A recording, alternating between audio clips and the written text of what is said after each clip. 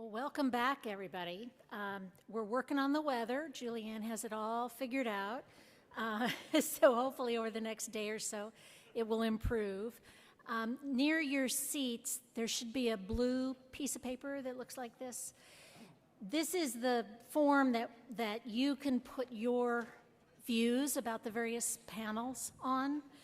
And your evaluations matter a lot to us as we plan for the next conference and the ones after that. So please, there will be one sheet a day. Please take the time to fill it out because it really helps us in the planning process. So our next panel is the first of two panels on capital markets and what they're dealing with these days. This panel is going to address capital markets from the private company financing perspective. And we have a wonderful session chair, Dawn Belt, who put together a fabulous group for this discussion, and she'll introduce her panelists in just a moment. Dawn serves as the practice area lead for Fenwick and West Startup and Venture Capital Group. Dawn works with emerging and high-growth companies and assists her clients with startup formation, venture financings, and evaluating exit opportunities, all the things that Commissioner Crenshaw was kind of talking around earlier today, and more. And she provides guidance on mergers and acquisitions, public offerings, SEC compliance, corporate governance, pretty much anything you need to know. So thank you, Dawn, for being here, and I'll turn it over to you. Great, thanks, Dixie. It's really great to be here. I'm really excited to bring this panel to you. Let me make some introductions. First, on my immediate left is Luis Bacalao. He's the General Counsel of Y Combinator's Continuity Fund, overseeing the fund's growth investments in YC's top companies at Series B and later. Before YC, Luis was Assistant General Counsel at Khosla Ventures. To his left is Mariana Ancheva, who is a self-described recovering securities lawyer and a serial startup general counsel. Currently, she's GC at Pilot, which combines experts and technology to serve as the financial back office of thousands of small and mid-sized businesses in the U.S. To her left is Brian Patterson. His corporate practice is focused on representing emerging growth companies through their life cycles and representing venture capital and private equity investment funds in both fund formation and their investments. He's broadly experienced across many sectors and industries in business and corporate formation and governance, deal structuring, equity and debt financing, public offerings, and a variety of M&A and commercial transactions. Last but not least, we have Liana Whittleton. She's a partner at Wilson Sonsini, where her practice focuses on corporate and securities work for both public and private companies. Liana counsels entrepreneurs on financings, equity structures, and corporate governance, and regularly represents issuers and underwriters in connection with IPOs and other capital market transactions. So we're really excited to be here today to talk about private company financings, and we feel pretty honored that Commissioner Crenshaw actually touched on our topic. Maybe we weren't necessarily expecting that, but this is great. So first we're going to start with just a brief overview of recent market activity in private companies, particularly what 2022 looked like. I should do a preface here, as you could tell from our introductions, that all of us on the panel we're really focused primarily on VC-backed technology startups. The companies that we work with are all over the US, but are typically what we would consider Silicon Valley style type companies. So there's a certain bias in the view that we have and what we're seeing across our work. I should note that San Francisco Bay Area still leads in private company financings with over 3,200 deals, $75.4 billion of deal value in 2022, according to PitchBook. But the Bay Area is decreasing as a proportion of total financings in this area, down from about 35% in 2021 to about 32% in 2022. New York comes in second, and Los Angeles is third, so this is becoming nationwide, but very bi-coastal. So as everyone is aware, 2021 was a high watermark in private company financings, and 2022 did slow down.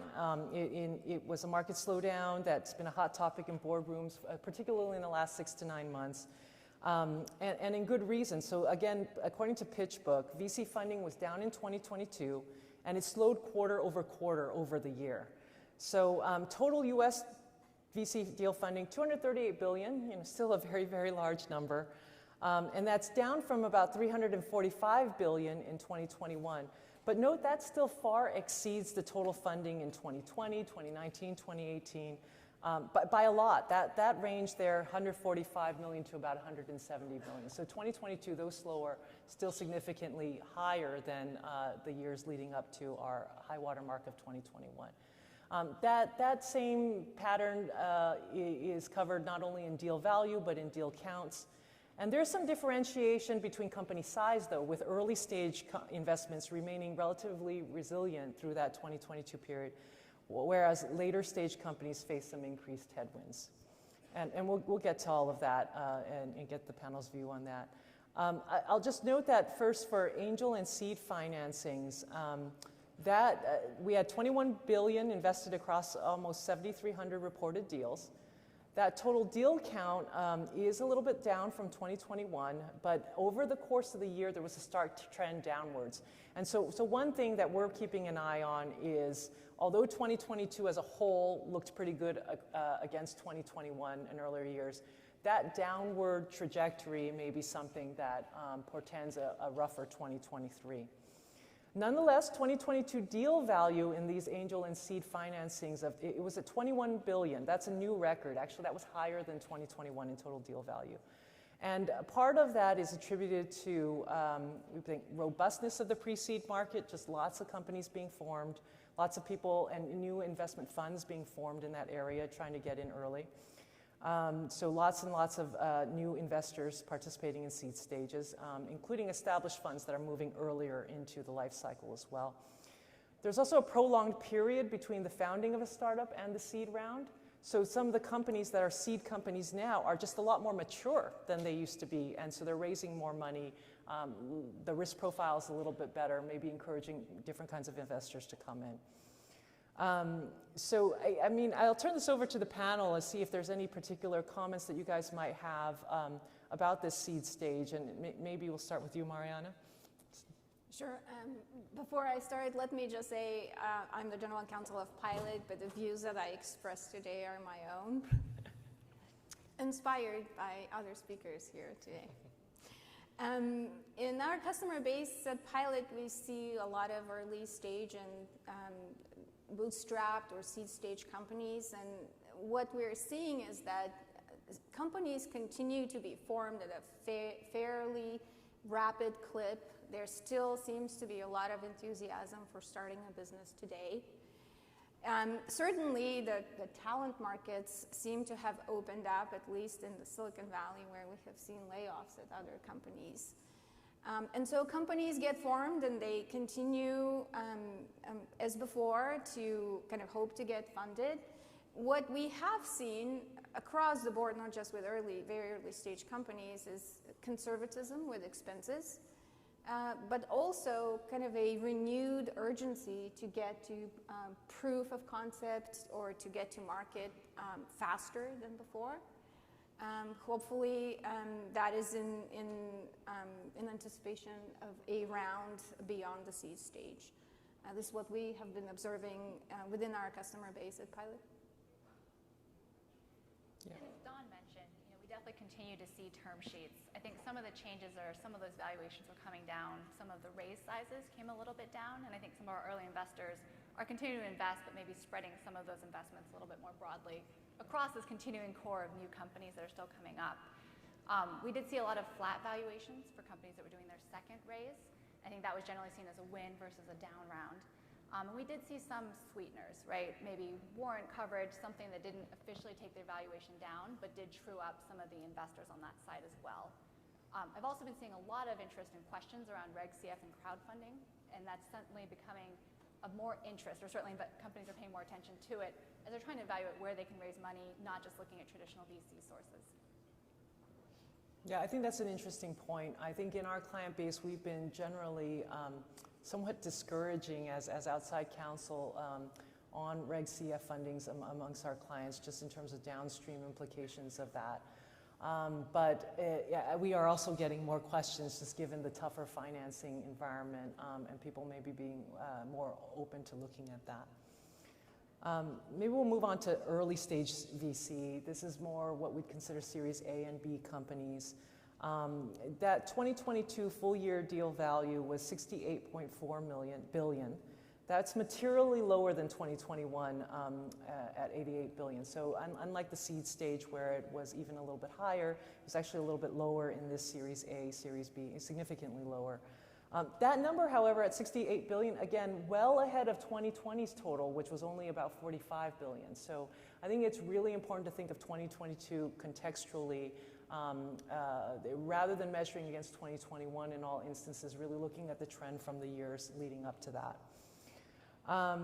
Deal counts in 2022 were slightly higher, not materially so. Median deal size held relatively steady. One thing that we did note was interesting. Early stage pre-money valuations averaged about median was 50 million in 2022, which represented a year-over-year increase of 19% over 2021. So it was less total deal value, but it seemed like it was a focus on quality deals, right, with higher valuations. But again, just like in the angel and seed stage, if you just focus on annual totals for 2022, that may not really tell the full story, because the trend quarter over 2022 did drop each quarter, and that may again portend a slowdown in this area in 2023 as well.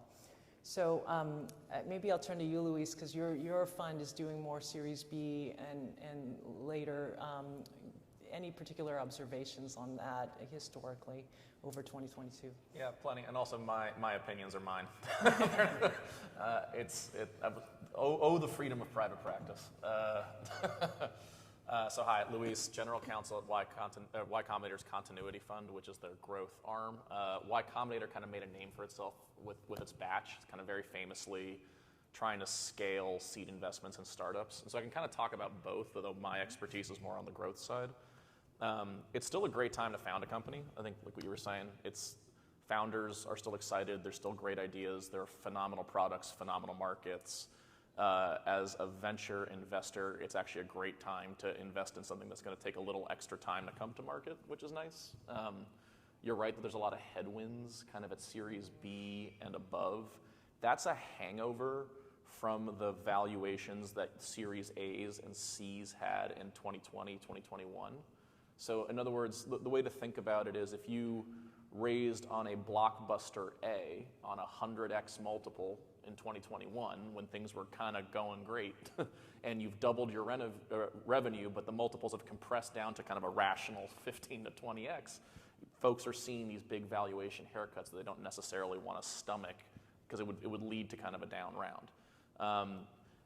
That headwind to me is about rationalization of multiples more than anything else. I think there's still a lot of optimism in these companies, but the ones that I'm seeing struggling the most are the ones that kind of over-capitalized in 2021 when things were kind of at its peak of valuation.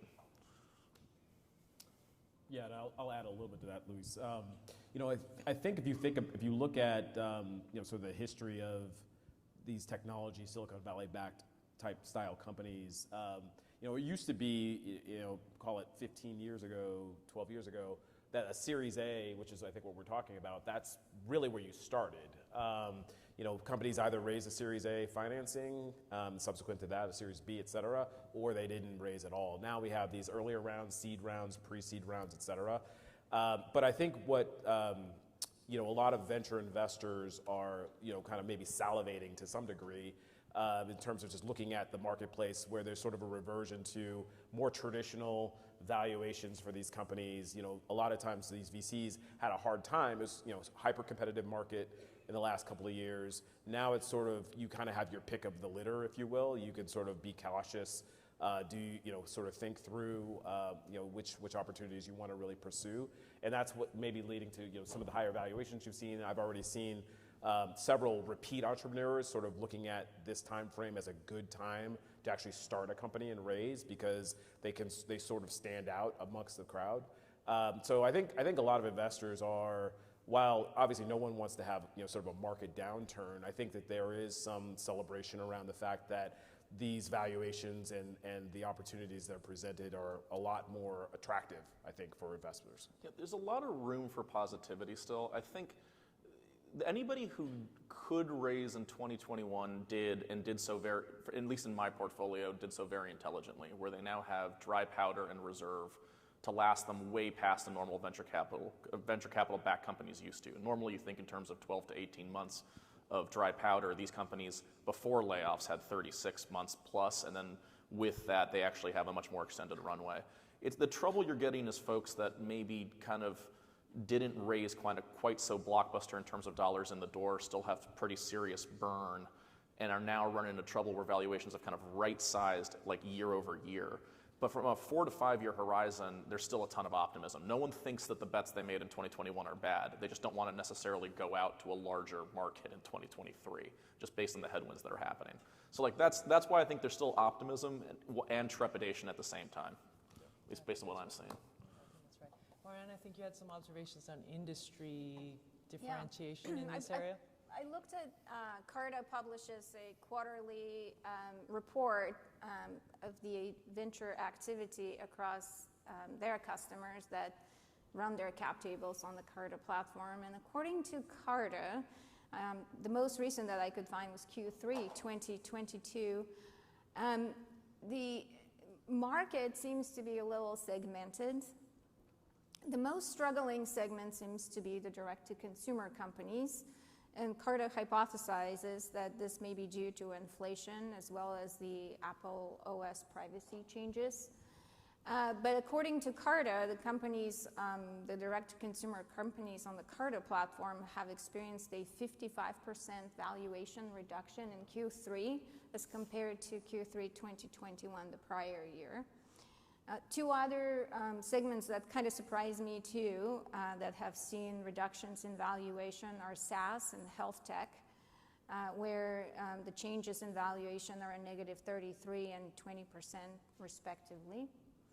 And in Q3 2022, the somewhat brighter spot was fintech, with an increase in valuation of 10% over Q3 of 2021. And I thought that it was a very interesting trend, especially I was quite surprised by SaaS. It seems to me that SaaS has established itself as a very viable and usable technology for a lot of companies. So to see a kind of a reduction of 33% in those valuations was a bit surprising to me. I suspect it's revenue, because at least when the stock market first dipped hard in Q2 of 22, the first thing companies cut was SaaS spend. I imagine that's what's driving it, if I had to guess. Because if we would have had this panel 6 to 9 months ago, and we're going to talk at the end about what this panel would look like 6 to 9 months from now, like it's a totally different talk. It's like a lot more pessimistic and a lot more like worried, and now things are kind of evened out. So I'm wondering if that's trailing that pessimism. I guess we'll find out next quarter. Because revenue kind of did this, and then it came back, and people realized they couldn't just live without software. Yeah, public company multiples obviously have impacted that significantly. Yeah. A lot of the SaaS companies that have gone public are down considerably. We should check the AI stats in 2024. I think those are off the charts. Well, that's a good segue into the later stage companies as we move up the ladder here. And in that late stage is where we see the starkest difference between 2022 and 2021 based on, everyone knows, but some of the things people have touched on this panel in just how much money was flowing during the 2021 period. And 2022 coming down, it really isn't surprising as we got some more reasonable approaches to multiples and whatnot. And of course, these are the companies that are most impacted by what's happening in the public markets, as Brian noted. So late stage deal value in 2022 ended at $93.7 billion, which was down almost 36% from the 2021 mark. 2021 was the highest in history at $146 billion for late stage companies. Similarly, deal counts were down from a record high of almost 4,500 deals in 2021 to about 4,300 in 2022. So that number not quite as stark percentage-wise, but still a drop. And again, notably, these 2022 figures still well above 2018 to 2020 levels, right? So, and again, the same trend though, quarterly, it came down every quarter over 2022.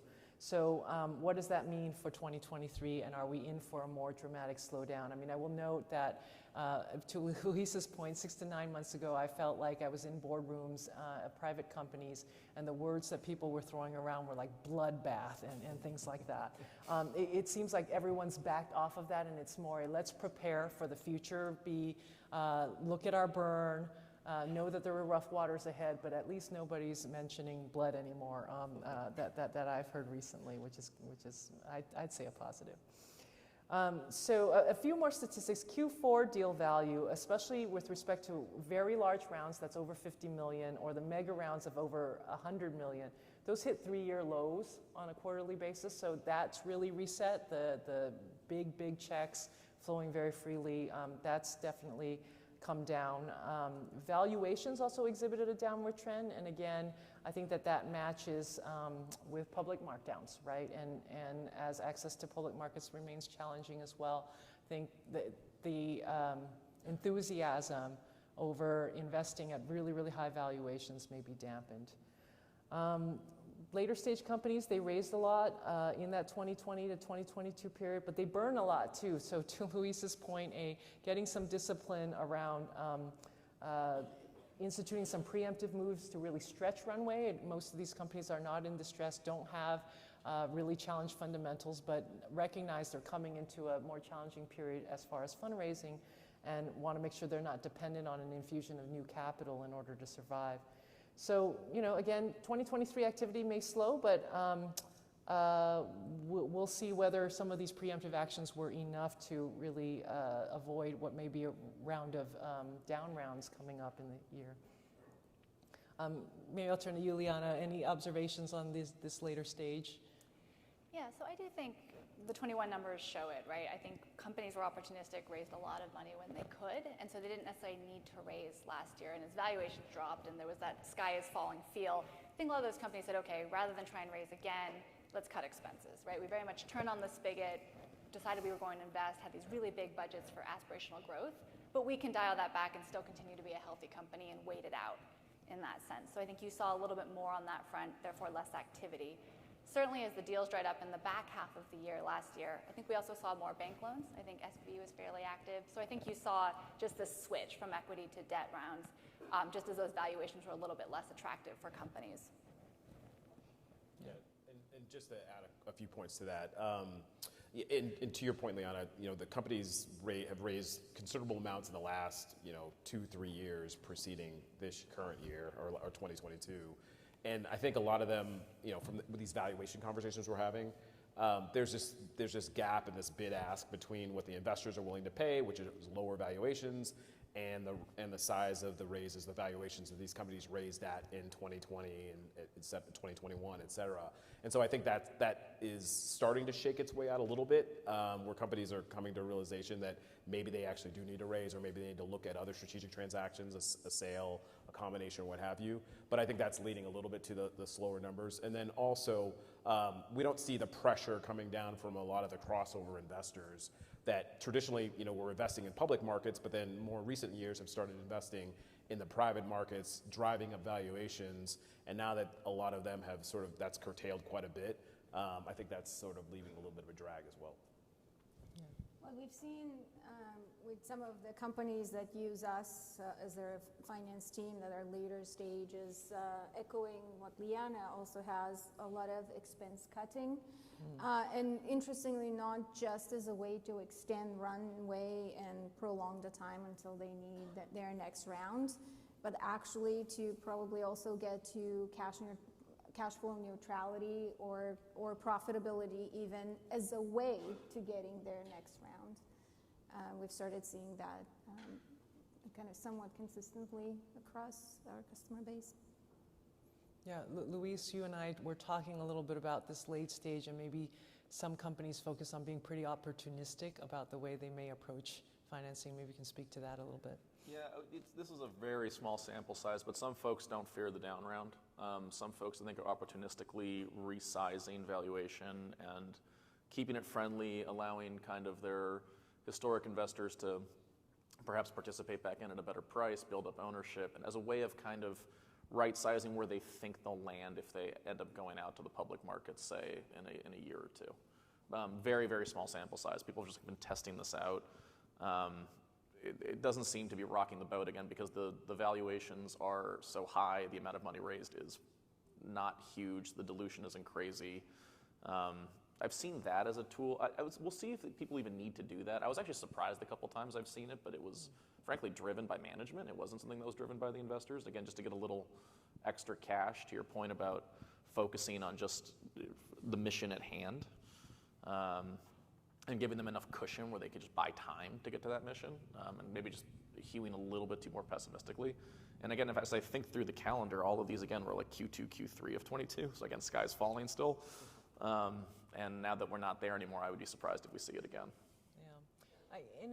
Another dynamic that we are balancing against this idea of the downward trend over quarter is still the VC dry powder. I mean, VCs have been very successful in raising capital despite slow markets. They raised more than $160 billion in 2022. That's more than the 2021, which had already set a record at 150 plus. So US VCs have almost 300 billion of dry powder at the end of 2022. I don't think there's a rush to deploy it, but that's going to have to go somewhere in the next 12, 24 months, something like that, right?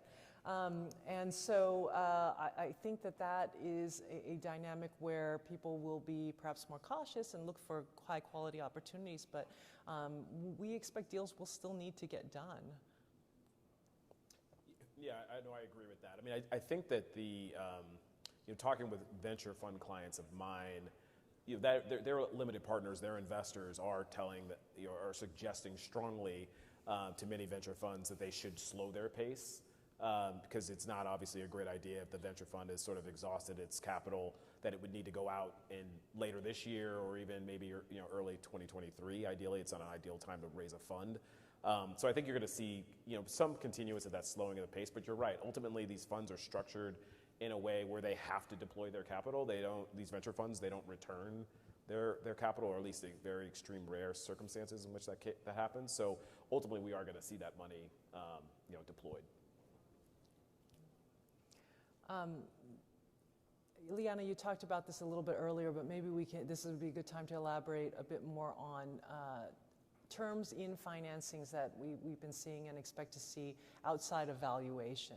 And how much are we seeing the more investor favorable terms?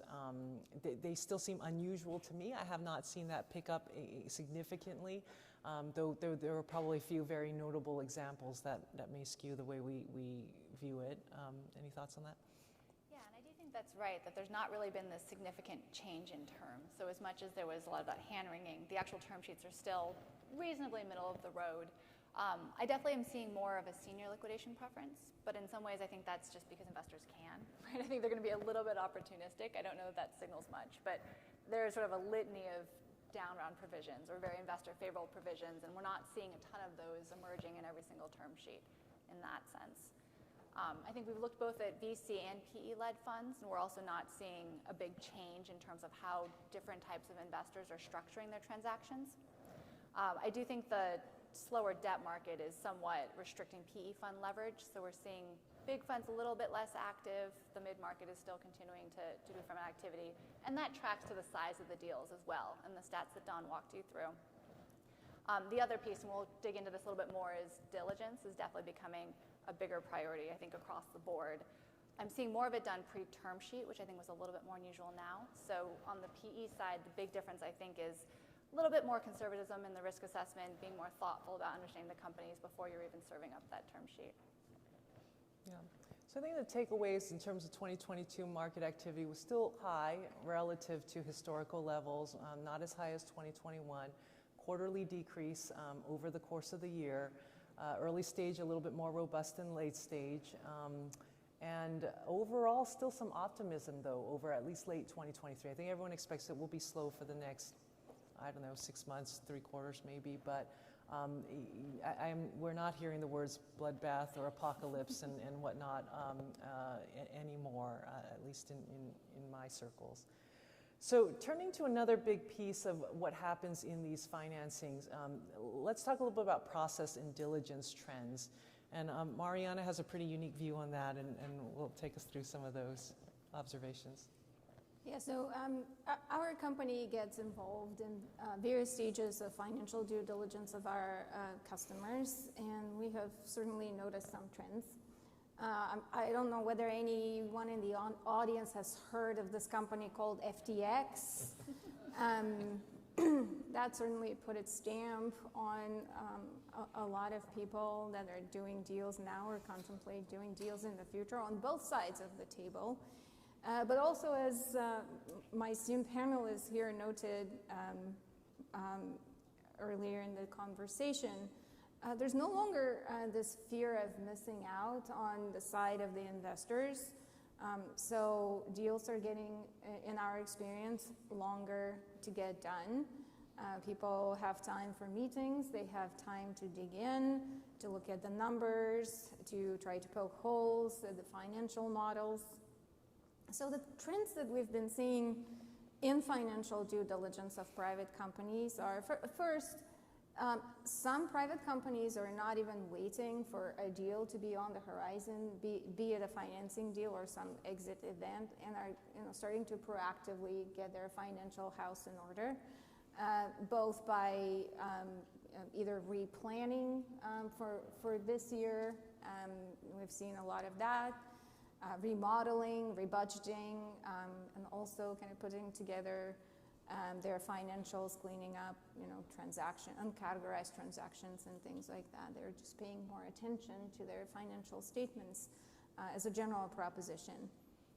And when it gets to a financing round, we have seen a kind of a significantly increased interest in our CFO services because projections and models are quite scrutinized, and the company needs to provide substantiation to their thoughts about the market, and they need to provide realistic projections how they're going to attack and what slice of the market they're going to get in their financial modeling.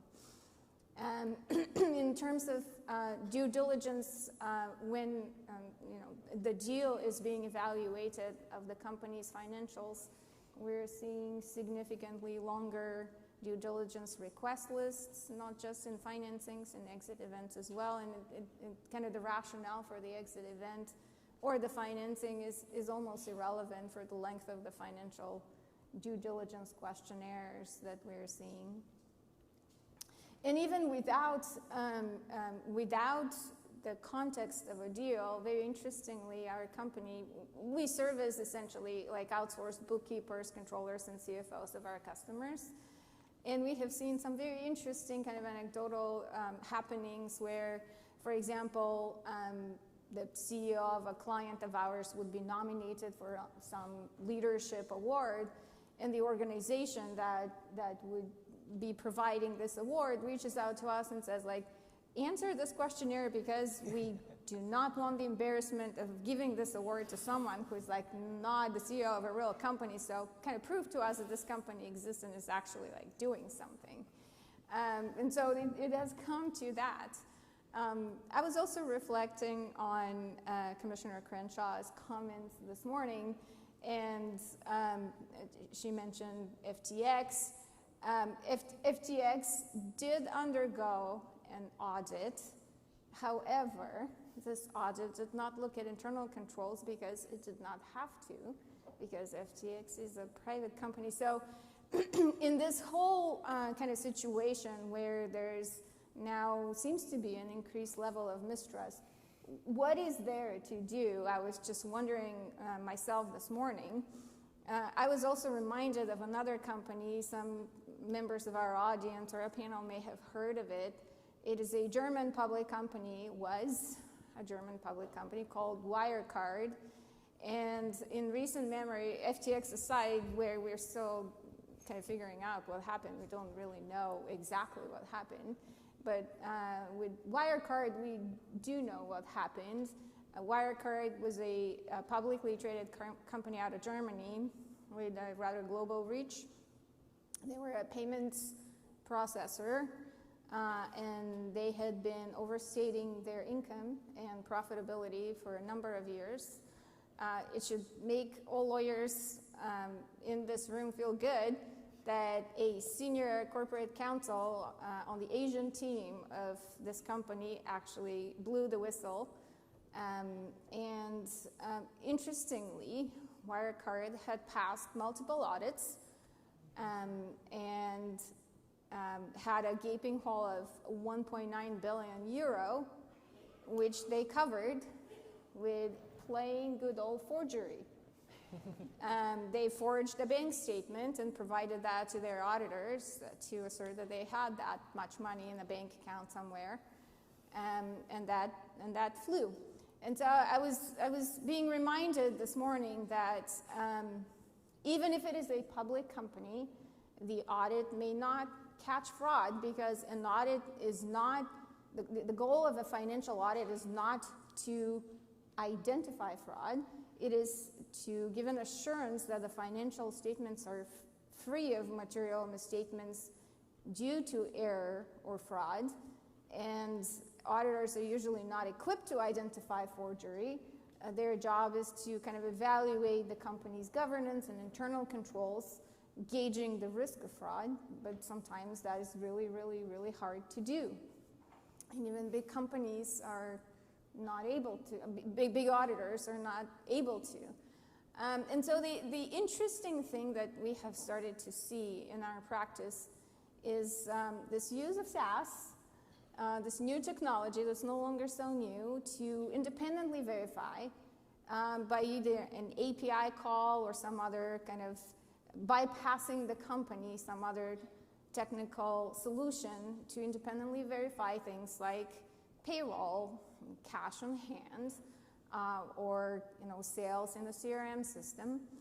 And I think that is a very interesting trend. The SEC on its website does acknowledge technology trends and the use in technology in verifying facts and circumstances about companies undergoing an audit. And I'm very excited to see developments in that area where we will be availing ourselves increasingly. Because if, I believe Ernst & Young was the Wirecard's auditors, if they had linked directly to that bank account, it would have been pretty obvious that there's not like $1.9 billion in it. But instead they relied on a piece of paper that was produced by the company.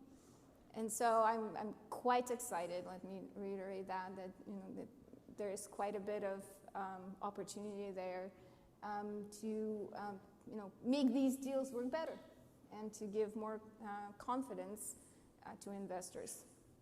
But I also wanted to open it to the panel to share their impressions of recent trends in due diligence, being financial or other types of due diligence.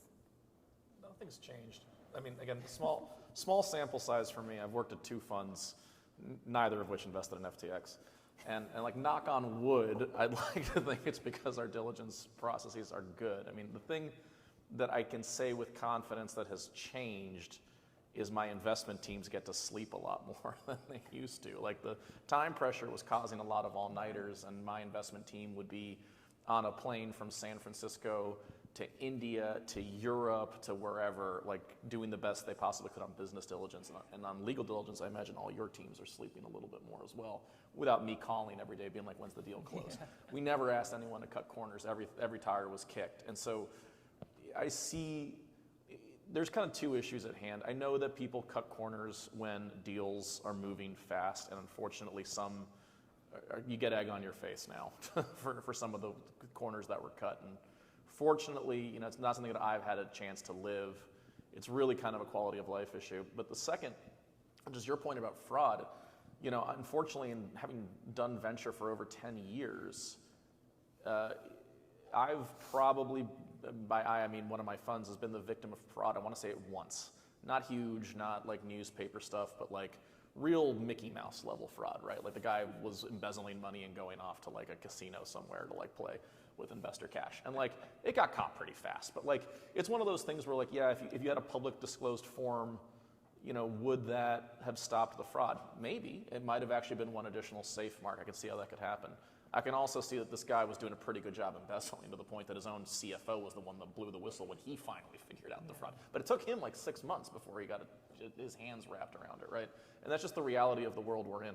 Unfortunately, folks that want to commit fraud find a way. I think it's exciting to hear about new evolutions and how we can think about it better and protect kind of everybody and how they invest. But the truth is, from what I've seen from me, the funds I've worked at, our peer funds, for the most part, there were no corners cut, and there really hasn't been a change like year over year. It's just been more sleep, thank goodness, for my very tired teams. I think Lewis is right. I don't know that the diligence request lists have changed, but I think we get more follow-up questions on some of the regulatory matters just as they're getting more scrutiny.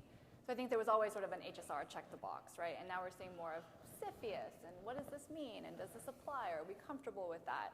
And where before it might have just been an NA, not concerned, I think there might be a second layer of really what are your cyber policies and your data protection plans and procedures. If you don't have them, put them in place post-close, right? Pay attention to some of these corporate governance matters.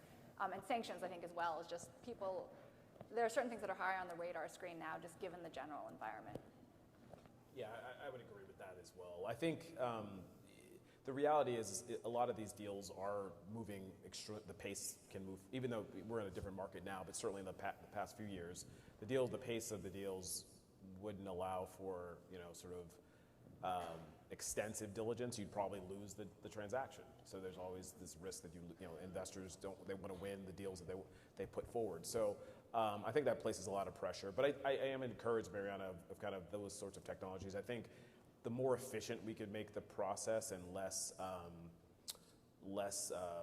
sort of a heavy lift for the companies themselves going through the process. As someone who hears CEOs complain about the investor due diligence process all the time, I think that's kind of the right direction. And I think, I have actually seen, in understanding, agree that audits will not catch everything, but I actually have seen a trend of investors asking for audits earlier in a company's life cycle than previously. Before that was something that, let's push that out 5 years when we're almost ready to think about an IPO. I'm seeing it, Series B, Series A even. They're saying, hey, let's get an audit done. So. I've seen that trend too. I don't know if that's market driven or not. It really depends on the relationship between investor and management, but again, at the funds I've worked at, there's never really been a lot of patience for management that didn't want to open up and actually get clean sooner. Usually the reasons for audit were more something around either cash flow, like burn was really tight, like we were really making sure that money was being spent on kind of a mission critical product where the thing was either going to work or not. And maybe that's why you delay audit for a year or two. I'm surprised to hear you're seeing it at Series A, but Series B for sure. I think investors now are expecting books to be in the process of being audited when a Series B comes around. I mean, they don't have to be signed and certified, but you expect kind of a regional firm, not necessarily a big four, to have been involved, to have started the process. And part of our diligence is talking to those auditors, right? And they'll, caveat all day long, they're not done, they haven't completed it, but we at least get a smell test, right? And that's part of our diligence. And for us, again, when we think about diligence, we get stuff wrong all the time. We think something works, we think the product works, we think the market's there and not. We just want to have eyes wide open. We want to be able to assess, and I think it's something the commissioner noted in her keynote address. It's kind of allowing our sophistication to bear. Like, we are going to make a smart risk based on what we know, and we just need to be confident in what we know. And a little bit of that is kind of peeking behind the curtain. Folks that don't let us peek behind the curtain don't, at least again in the funds I work with, don't get investments, because it's not worth the unknown risk. Like, to us, there's no ego in this, right? It's a little bit of understanding what it is and letting us make up our mind. And that's how both of my funds have kind of approached the relationship with our companies, and it's borne great fruit. And something I'd encourage anyone who's interested in doing this or is doing it currently to kind of make sure your teams are doing. Not allowing folks to try and hide and be shy. There's kind of no room for it in what we do. Yeah. I think I might just add one thing is we can always oversteer based on the extreme examples of fraud out there, right? A little bit of maybe bad facts make bad law or whatnot, right? But I think most situations where I see a rush on diligence is simply more driven by we want to move fast, get the money in the door, build, grow. Not necessarily let's bamboozle these people out of their money, right? It may just be a good sobering of everything to just say, look, everybody slow down. In the diligence, you may even have investors help you identify some things to work on in your business. As you know, I like to counsel my companies about having investors who around the table can really help you. It's more than just a check, so that's always a good part That's of our the goal. process as well. What Yeah. you described as our goal. I pride myself on trying to hand a diligence, like yellow flag binder to my company after I've invested. right. Be like, look, here's everything that if I were one round later, I will not want to see again. And it's like, you guys have time now to kind of fix this stuff. And again, none of it is, in our opinion, mission critical to allow us to assess the risk. And again, it's a different of stage, right? We are very much a Silicon Valley venture mentality all the way through the late stage, and so we love risk. Like we'll clean this stuff up as we go, because to your point, we think that deploying early and fast is what gives us an edge. A lot of the times, I think if you're looking at more traditional investors like crossover funds, I wouldn't be surprised that when they dip their toe back into this market, because I think folks here have observed the air's been kind of pulled out on a later stage because they've backed off. When they come back in, I'd expect them to be more stringent and buttoned up. And that's a good thing too, because in my mind, doing it early and in the ordinary course is the most important thing we can do for our companies. Whether or not it conditions our investment on it is one thing, but we know that it'll condition it for others. And it's important that as companies grow, they grow up as they grow as well. They don't just stay kind of Lord of the Flies as they take on more and more responsibility. Maybe we should touch very briefly on secondary market activity. So that's not directly related to private company financings, but it's some activity we're seeing very actively in 2021 that's adjacent to financing. Obviously, it's come down a bit, but I know Liana had a few observations she wanted to share about that. No, thank you, Don. I mean, I do think in 2020, 2021, you saw high valuations, so much interest. There very much was a lot of leverage on the company side. And so secondaries, employee liquidity was very much part and parcel of many of the financings we were doing in the ordinary course. We've certainly seen a lot of that dial back. I would not consider secondary activity to be significant really at all in 2022. If we did see secondaries, almost always the investors were requiring that the company would convert it into preferred stock, right? So they may be willing to facilitate some of that liquidity, but they don't want to hold the common stock and they still want the protections and the benefits of that preferred.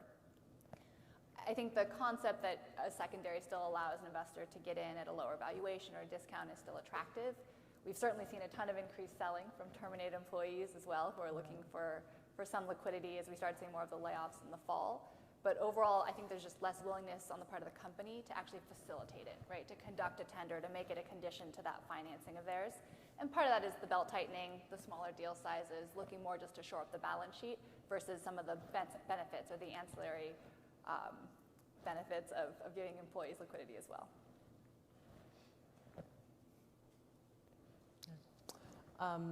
I think we'd be remiss to not at least talk a little bit about down rounds. They are likely coming, maybe not at a huge barrage or tidal wave of them, hopefully. But given the audience, I think just going over some of the basics we thought might be helpful, and I think Brian will lead us through that. Yeah, happy to. So I think a number of us have mentioned the terminology down round earlier. So I thought we'd just spend a little bit of time just to talk a little bit more detail what that really is and some of the key considerations. So the market conditions now we're really set up for, we mentioned these companies that raises these higher valuations during the last few years. They ultimately may need to go back out to the market to raise, and they may need to ultimately raise a down round. So what a down round effectively is a round of financing that at a valuation of that company that is lower than the prior round's valuation.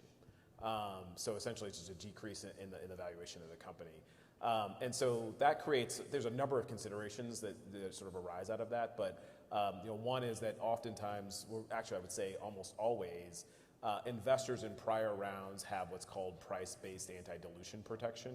And what that essentially means is that if there's a down round financing in the future, an investor that's paying a lower price than those prior investors paid, then those prior investors receive some sort of an adjustment to their ownership in the company, which is then dilutive to all of the investors or other stockholders in the company that do not have that price-based anti-dilution. So it's a significant event from that standpoint. but also, and particularly depending on whether or not these down round financings are led by new investors, what we call outsiders, or if they're led by inside investors or existing investors, there are a number of considerations that really come into play, from a process standpoint, that are really important and critical. So we'll talk a little bit about those. So if you have just for the terminology a little bit, you can have a down round financing that's led by new investors. So a new investor that's not on the cap table comes in, places a value on the company. From a process standpoint, certainly having a down round isn't optimal, but it's certainly at least you've got an arm's length transaction because you have a new investor that's looking at the company. Luis, you kind of mentioned this, and you're seeing a little bit of this. They're looking at the company and they're willing to make that investment at that particular price, and the board can assess that. If it's in need of capital, that may be the best opportunity that's available. So I think that's a little bit cleaner and less risk. Where you run into a lot of more issues and processes is really, really important is when you have existing investors that decide that the company needs capital, and one or more of them are going to lead that round, price that round, but they're pricing at a price perhaps lower than what they paid originally.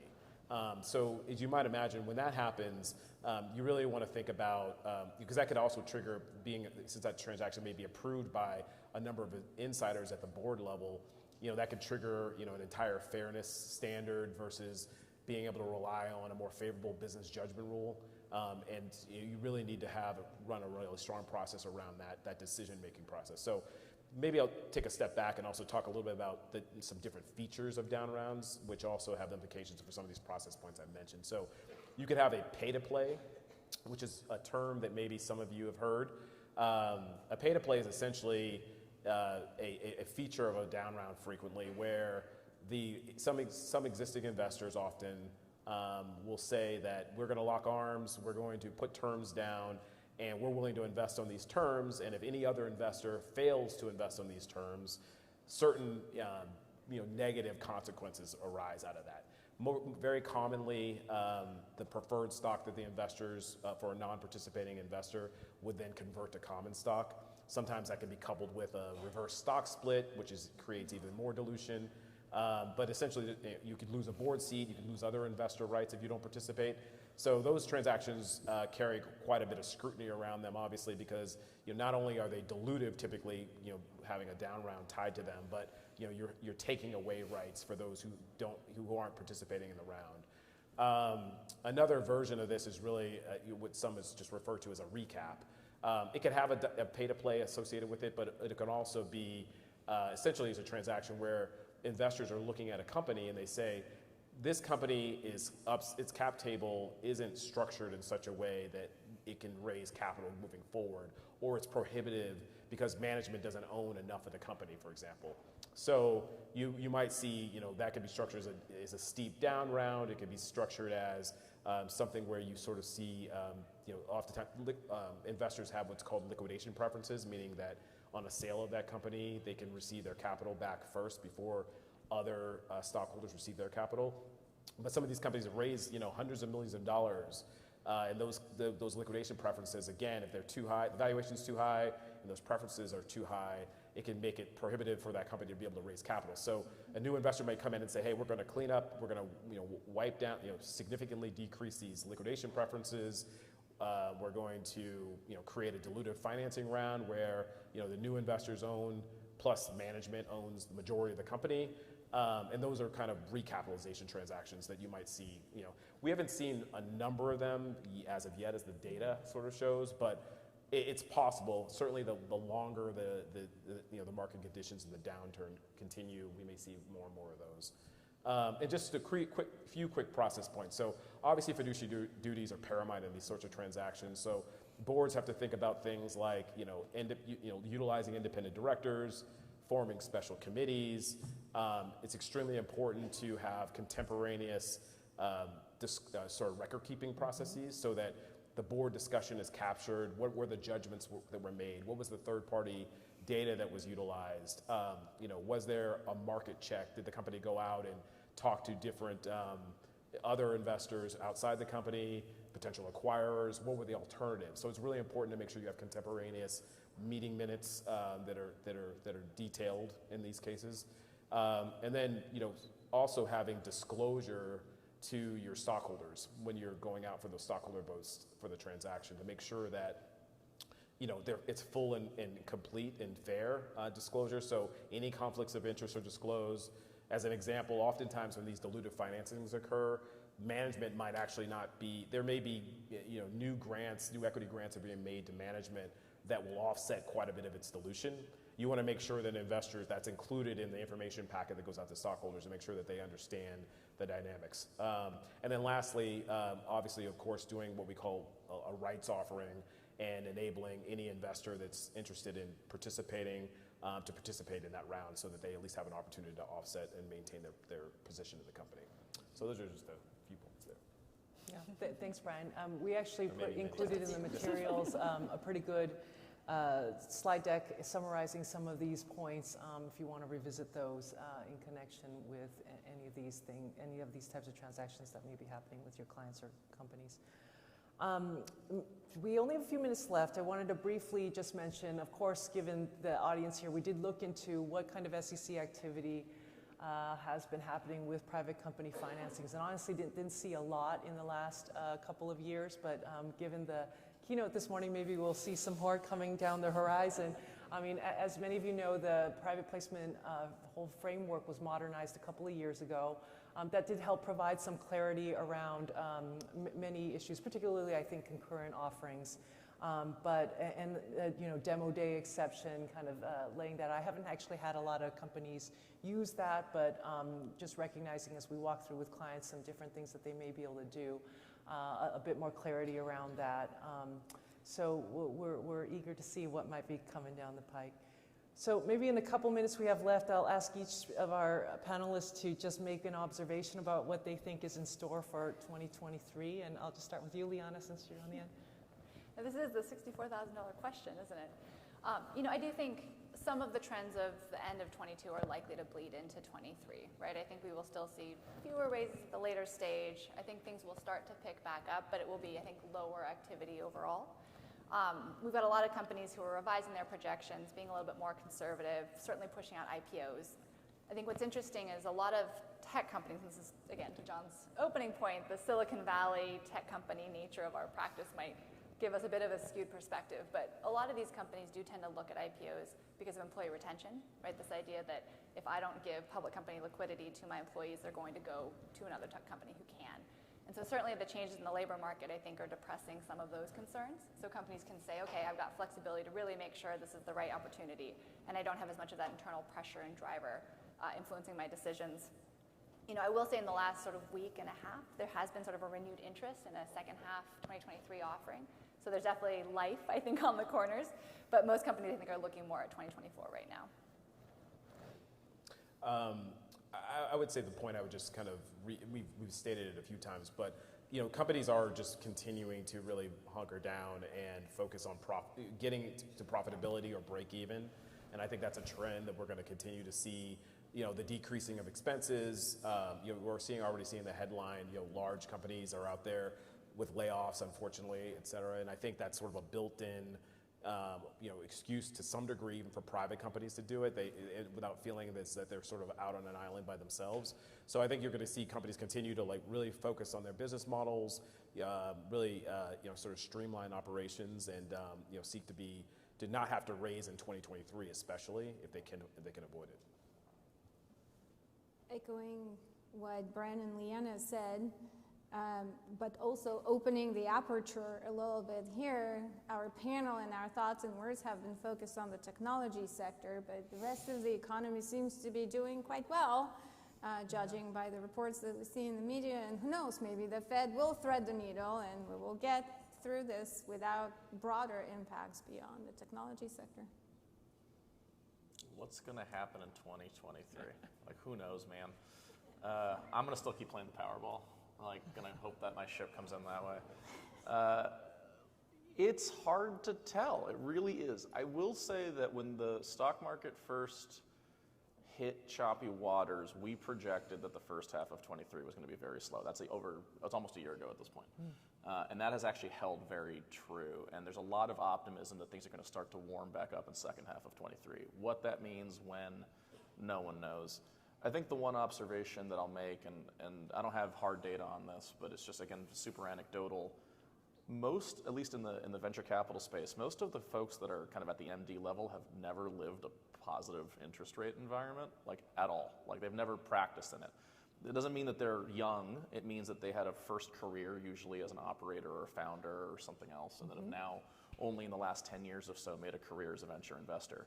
And so what's been really interesting is the on-the-job training these guys are doing, dealing with what it means to compete against a bond market, frankly, and to seeing what it means to have a Fed that's not just, you know, turning the money machine on, that's actually like making money cost something. So that's kind of what I think has been interesting to see happen, interesting to see how it unfolds, to the point of whether the Fed threads the needle. Who knows? I worry that we have a lot of inexperienced people across the financial system, though, that are kind of learning with the Fed right now. It's a lot. Everyone's threading the needle right now. It's not just the Fed. I think it's easy to point the finger there, but we're all figuring it out.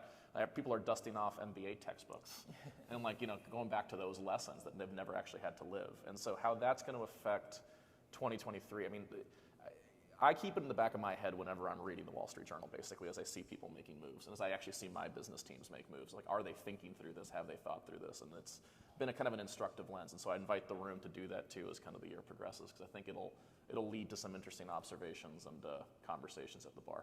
Yeah, absolutely. And maybe just one final comment. I mean, the floodgates definitely haven't broken open yet. It's slowed, but you know, we're not seeing that disaster necessarily looming, and maybe it won't come. I think that'd be a good thing to kind of move away from extreme boom and bust, right, and then maybe have a somewhat of a soft landing here. And I think there's this one this concept of balance in my mind, right? We're really trying to balance with our clients being prepared to weather a storm that may be on the horizon, but also not creating a self-fulfilling prophecy by preparing so much and being in such a doom and gloom view that you actually cause that to happen.